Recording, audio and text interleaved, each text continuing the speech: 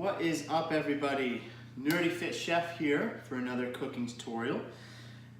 And today I'm going to put together something here nice and easy, and this is going to be specifically for people who are dealing with gut issues like myself, and this is going to be a low FODMAP diet. So I'm just actually going to use my computer to tell you exactly what that means, because Low FODMAP is an acronym for fermentable oligo di and monosaccharides and polyols. These are scientific terms used to classify groups of carbohydrates that are notorious for triggering digestive symptoms like bloating, gas, and stomach pain. I'm sure a lot of you out there have dealt with this in the past, and what I can say right now is that if you are experiencing an abnormal amount of gas or bloating, so if you've had any of these symptoms, that means you're eating something that does not agree with your body, and that's your body saying, hey, don't eat this shit. It hurts, I can't digest it well. So that's what it does. You're gonna start to have abnormal gas, you're gonna have smelly farts, you're gonna have bloating, abdominal cramps. Those are telltale signs that whatever you're eating is not agreeing with you, and you should not be eating it. So something like a low FODMAP diet approach means that you're eating foods that are low in those things or none of those things, which are the oligosaccharides, which has to do with wheat, rye, legumes, and various fruits and vegetables such as garlic and onions. Yeah, that sucks. I love garlic and onions. So that makes it even more for me to stick to this diet so that I can heal myself as soon as possible, so that I can have the garlic and the onions. And I'm going to be doing this diet pretty strict for about 4 weeks and see what goes on with my gut. Keep an eye, have a log, a diary about it, and then I can start to introduce some more foods depending on how I'm feeling. Like I said, I believe that I am dealing with candida, and I will make another video on that, and I will even maybe combine the two or do 2 separate videos, one low FODMAP, what that is, and also what is candida. If you haven't heard that before, I'm sure you will. It's something that more and more people are becoming more aware of. And the disaccharides, that's milk, yogurt, soft cheese, lactose is the main carb there. And then you have your monosaccharides, which are various fruits including figs and mangoes, and sweeteners such as honey and agave nectar, pretty much anything that's sweet. Fructose is the main carbohydrate there. And then you have certain fruits and vegetables including blackberries and lychee, which are both delicious, but I can't have those. As well as some low-calorie sweeteners like those in sugar-free gum. In summary, low FODMAPs are a group of fermentable carbs that aggravate gut symptoms in sensitive people. They're found in a wide range of foods. So basically, that's as far as I'm going to get into with that. Right now, what I'm going to dive into is what I'm going to be cooking for tonight. And it's going to be super easy because I really don't feel like spending a lot of time cooking tonight. And I just generally want to cook for a couple of meals here so I don't have to keep cooking all the time. Nobody wants to do that. So what you will need tonight to exactly copy what I'm doing, which you don't have to do, you can take whatever I'm doing here and turn it into your own kind of way. That's totally fine with me. That's the whole purpose of this channel, is to teach you how to cook, how to use different flavors and combinations to get to understand your palate and make things taste good that are still healthy for you and good for your gut. Mainly the gut for this first month to 2 months. I'll do it as long as it takes so that I'm fully healed and I don't have to deal with these symptoms, because to be honest with you, it's just not a way to live your life. I want to live my life to the fullest, and I want to be in I just want to be the best version that I can be, and I want to help others, such as you, to figure out how to do that yourself. And the main way I know how to do that is through food and healing yourself through food.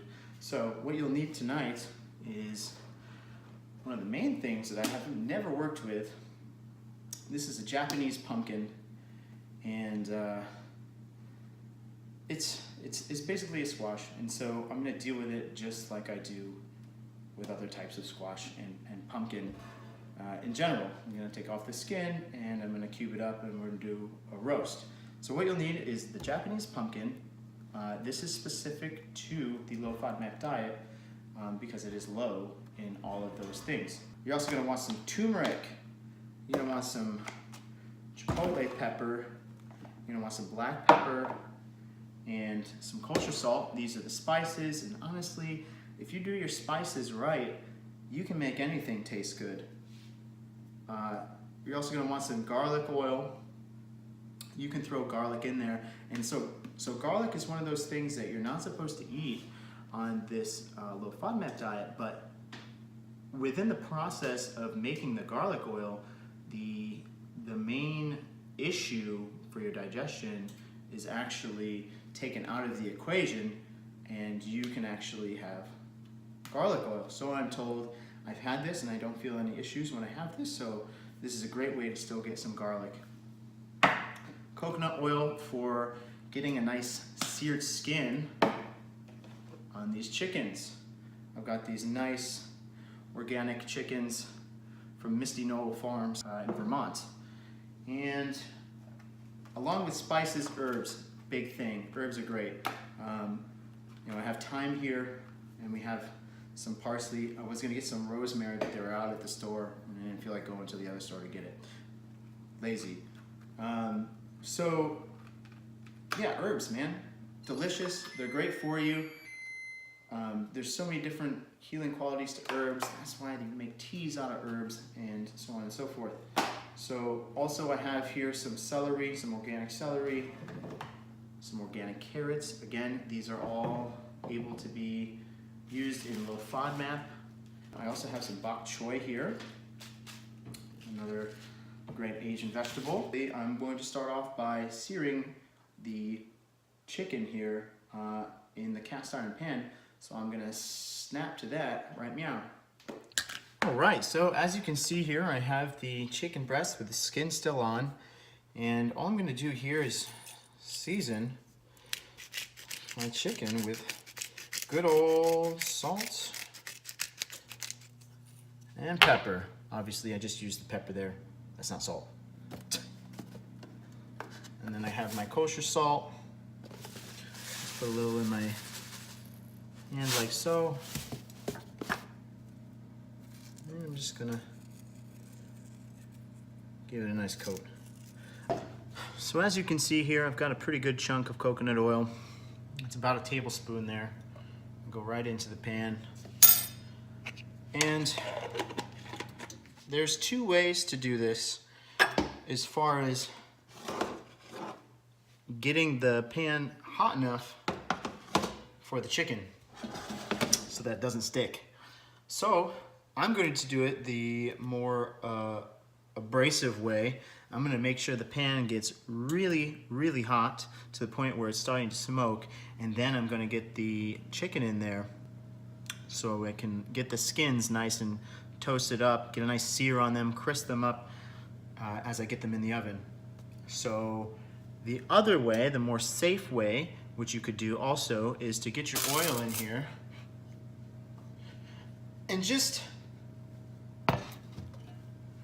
as it's cold, put the chicken in here skin side down, and as it gets hot, leave it there for quite some time. You can use your tongs to check on it every now and then and pick it up, but I think the best bet is to do it with high heat and get it in there so you know right away it's not going to stick, and then you can turn it down to make sure that you have a nice golden brown sear. As you can see, there's a little bit of smoke coming off the pan here. It's getting quite hot, so I'm actually going to turn it down just a tad so I don't get any smoke alarms going off, and I'm actually going to go right in with the chicken. So I think it's ready. And just give it a nice little jiggle and make sure. So as you can see, no stick. We're just gonna let it do its thing for a little while until we get that skin nice and brown. Oh, were you looking at my watch? See what time it is? The time is now. It is always now. Alright, so now that I've been letting them do their thing for a little while, they're starting to get pretty crispy, as you can see.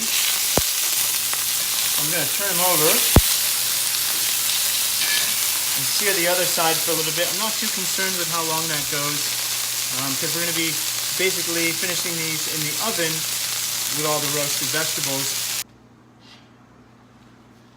Now that I've got the chicken right where I want it, nice and crispy, I'm going to let that, I'm not too worried about it. I'm just going to let this be to the side for now until we get all these vegetables chopped up.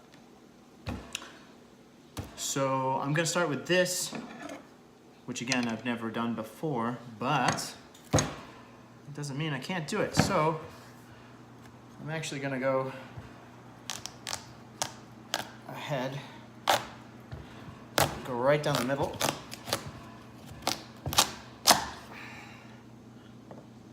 And make sure you have a good knife for this because these do tend to be very tough to cut. And another way that you can do this too is to actually just cut it in half like this and go ahead and roast it off, and it'll just be cooked through all the way. And you can just scoop this out and you can make, pumpkin mash, or you can make pumpkin soup. You can do so many things with this, but for the purpose of today, I want this to be nice and blocked into cubes, and I want them to be nice and roasted. So that's what I'm going to do. We're actually going to take out the seeds here. I'm just going to take a spoon to this, just like you would, regular pumpkin at Halloween. Just carve it right out there, bud. Get all the seeds out. Oh man, this makes me want to carve a pumpkin right now, to be honest with you. All right. That's all you're looking for right there. Boom. For the purpose of safety, I'm actually going to just use my knife to take off the skin like I would on a cantaloupe or a pineapple or things of that nature. And I'm just going to speed that up so you get an idea of what that looks like.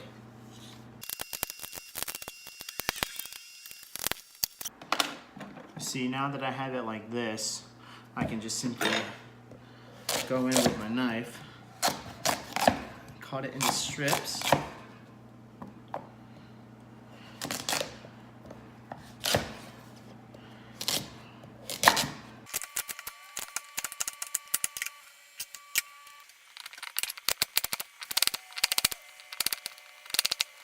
Japanese pumpkin here put up quite a fight. That's probably going to be the hardest part of this whole entire dish. So don't get discouraged if it's giving you a tough time. It even gave me a little bit of a tough time. All right, next we got the carrots. Again, another food that we can have on the low FODMAP diet. With the carrots, since the pumpkin is a pretty big chunk and the carrots are very similar in the hardness or the consistency of them, I'm going to make them decently bigger chunks because this is going to be in the oven for at least 30 minutes, maybe even more. I'm going to have to let you guys know, and I'll leave that in the intro.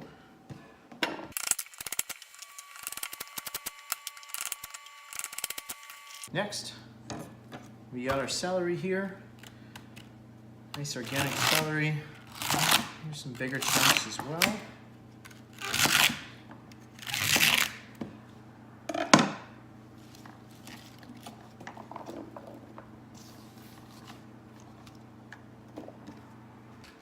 I'm actually going to wait to put in the bok choy because it is going to cook much faster than everything else here, these root vegetables. Even the celery is going to cook a little bit faster, but I'm not too concerned about that. I'm just getting it in there for flavor. So I'm going to actually just chop it up real quick so I have it ready, and then I'll toss it in the oven with everything else, maybe 10 minutes before it's actually going to be done. So all I'm going to do here is get my garlic oil, and this garlic oil is made from sunflower oil. So it actually has a higher smoke point, so you're able to cook with this a lot easier. I love extra virgin olive oil, but the smoke point on olive oil is pretty low. So it tends to oxidize. We don't want that. So I've added the oil. That's just enough oil. That's about 2 tablespoons roughly. You don't want to saturate everything with oil. And now I'm going to go in with the turmeric, the chipotle. I'm obviously going to give it some salt here. And so here I have, we don't want to overdo it, but we want to make sure it's good. I've got about,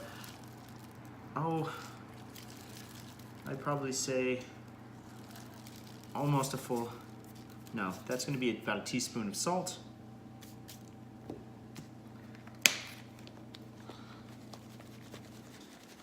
I'd say another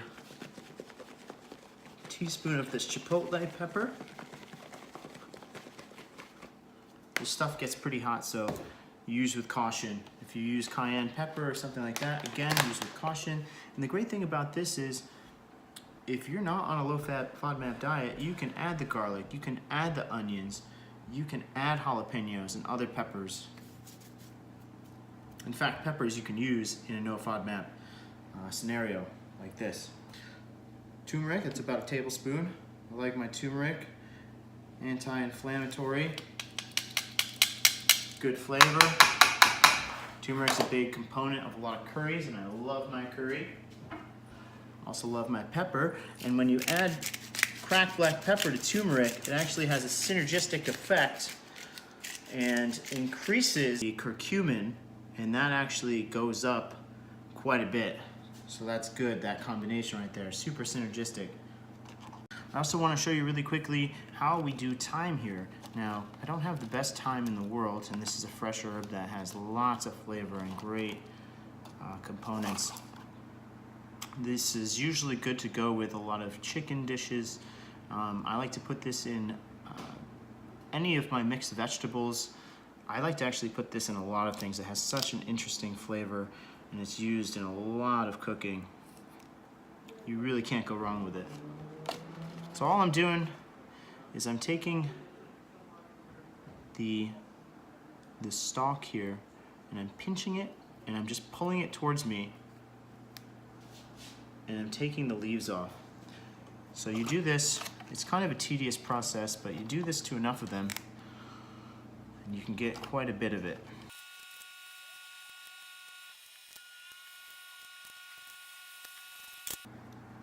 So after all that, there's going to be some little stems in there, and I'm just going to rough chop it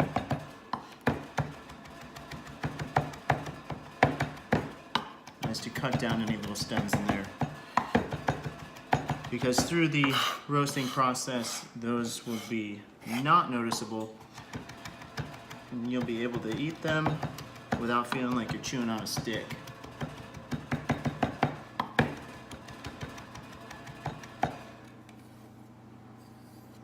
So I'm just going to use my knife's edge to kind of clean it up and get everything, or most of it. I'm going to use the knife's edge and my hand to pick it up.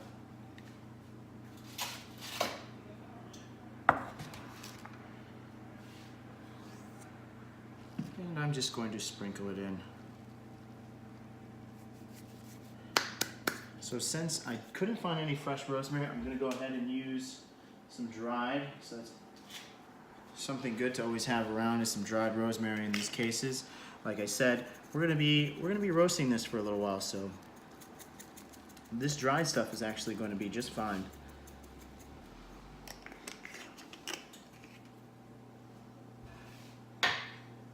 All right, I'm just gonna use my hands and mix it up.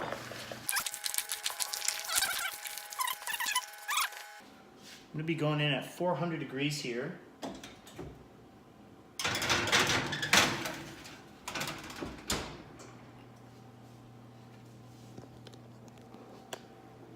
So I'm going in at 400 degrees here, and we're gonna do this for about 30 minutes. So I'm gonna set the timer, and I'll see you guys in 30 minutes. All right, and we're back. So far we've got most of the work done. We just got it out of the oven. It's going to be 30 minutes at 400 degrees. I put the chicken in the oven as well, right in the iron cast pan there.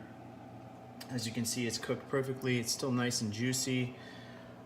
I cooked that for 15 minutes after we had seared it before, and these are pretty big chickens, so at 400 degrees for 15 minutes is going to be perfect for the bigger ones.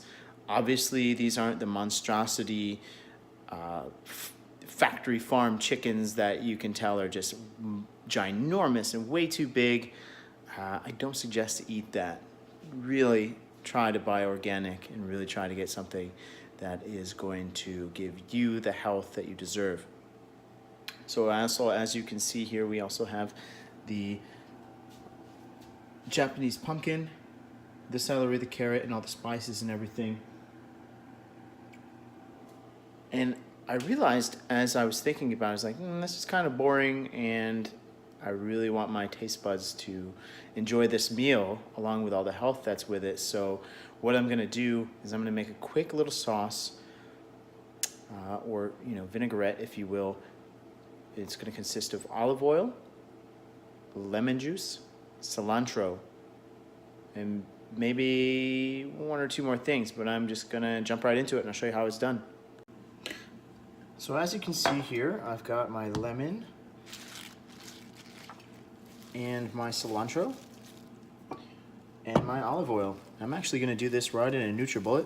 So what I'm doing here is I'm preparing this cilantro for a quick chiffonade, which is another word for stacking leafy type vegetables or herbs, and just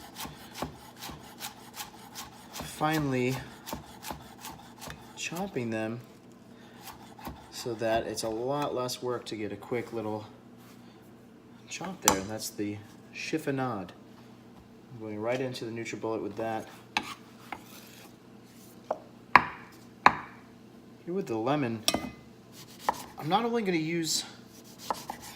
just going to use just lemon juice. I'm actually going to take the skin right off, and I'm going to use the whole lemon because it's going to be blitzed up and it's just going to get all that flavor in there. Now, the only thing I want to get out, if there is any, is some seeds. Sometimes lemons can be quite seedy. So we're just going to get a couple of the seeds out here real quick. Just using your knife like a surgeon to get in there and pry them out. Now, I'm not too concerned about getting all the seeds out because the seeds actually do have nutritional value, and the NutriBullet itself is so powerful that it just breaks them right up. So I'm just going to go in there with the lemon.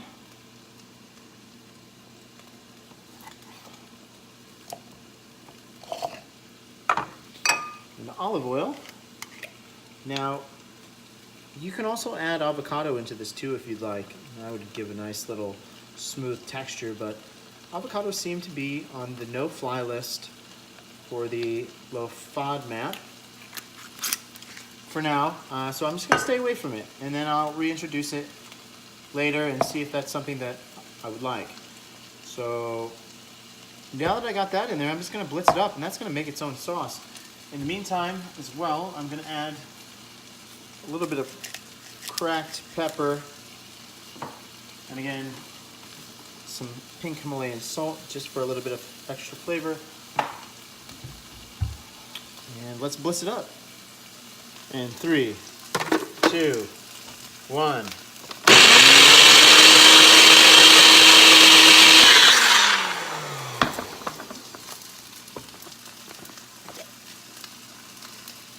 So this is what I want it to look like. It's still got some herbs in there, and it's going to be very lemony. It's got the citrus in there to cut the fat of the oil. It's delicious. And I'm also going to add some capers to it for a little bit of extra kind of saltiness and an extra little flavor. I'm not going to blitz that up. I'm just simply going to mix it around.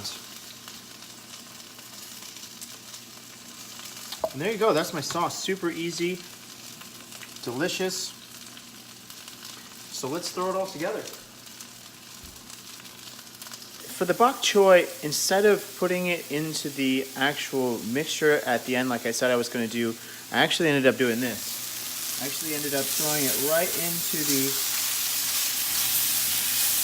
pan where I had the juices from the chicken, and I just got it on high heat, and it's going to kind of burn the edges just a little bit, caramelize if you will, and that's really going to give it some nice flavor. It's going to help with a little bit of bitterness, because we want that bitterness to mix with the acidic of the cilantro dressing and the savory from the chicken and the spice from the spices that we added and the herbs, and of course the sweetness from the pumpkin and the carrot. Now if I wanted to make this meal delicious without any restrictions, I would add some honey right in here, maybe some white wine to deglaze this. Oh, that would be great. You know, also maybe adding some goat cheese to this mixture here would be absolutely delicious. All right, so let's slice right into this perfectly cooked chicken here. I'm gonna slice it right at a bias. Oh yeah, still nice and juicy, full of flavor. That skin still intact, nice and crispy.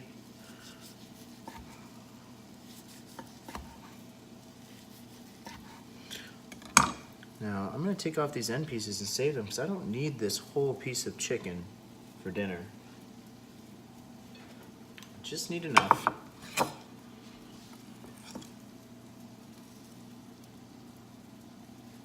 Covered that. Got our sauce here. Also got our caramelized bok choy.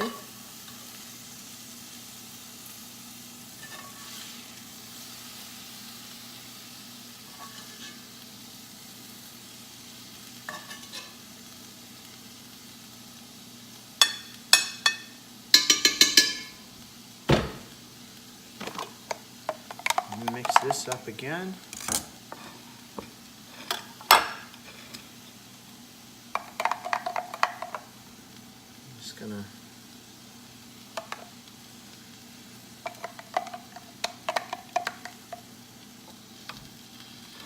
that should be plenty of sauce there.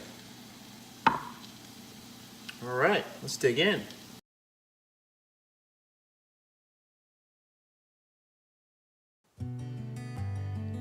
Hey guys, I just wanted to come back and bring it all home and let you know how it went. And I'll tell you right now, it was delicious. The combination of the Japanese pumpkin and the perfectly cooked local organic chicken was just amazing. And then you add in the acidic citrus from the lemon and the olive oil and the capers and the cilantro and all the spices and herbs that we used in this dish. It came together so nicely. I will be using the Japanese pumpkin a lot in the future here. It's just divine, and there's so many things that you can do with it. So stay tuned, and you know, maybe I'll be doing a soup or something like that, or some kind of mash, or who knows, the sky's the limit. So stay tuned, and thank you for watching. Hit subscribe or give it a like if you want to help support me. That'd be great. Thank you so much.